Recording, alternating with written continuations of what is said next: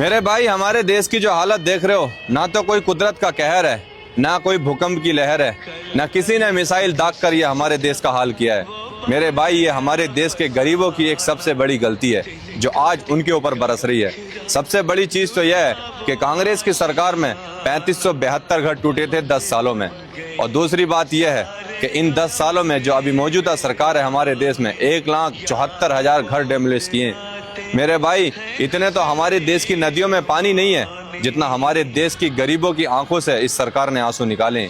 जितने हमारे इस देश की सरकार में गरीब रोए, जितने घर टूटे, 45 डिग्री सेल्सियस के बीच में बिल्डोजर से घर तोड़े जा रहे हैं। और इन गरीबों का हाल देखो जो सड़कों पे गुजर रहे हैं, जो सड़कों पे अपने बीवी बच्चों को लेकर रह रहे हैं। मेरे हिसाब में तो आज तक अंग्रेजों ने इतना जुल्म नहीं ढाया होगा जितना अब जुल्म ढाया जा रहा है, जितना अब गरीबों को सताया जा रहा है, जितना अब गरीबों को मारा जा रहा है, जितना अब गरीबों के ऊपर जुल्म ढाया जा रहा है। मेरे भाई, ये जो तुम मंजर देख, मेरे भाई मैं कहना चाहता हूँ, ये सरकार को जब नहीं दिखता, जब वोट लेने जाती है तब नहीं दिखता कि ये घर अतिक कमर में आते हैं, ये घर फर्जी बनाए हुए, ये घर सरकार की जमीन पर बनाए हुए, तब उस सरकार को नहीं दिखता। क्योंकि वोट मांगने के टाइम पर इनको मालूम होता है कि हमें 5 साल के लिए वोट चाहिए।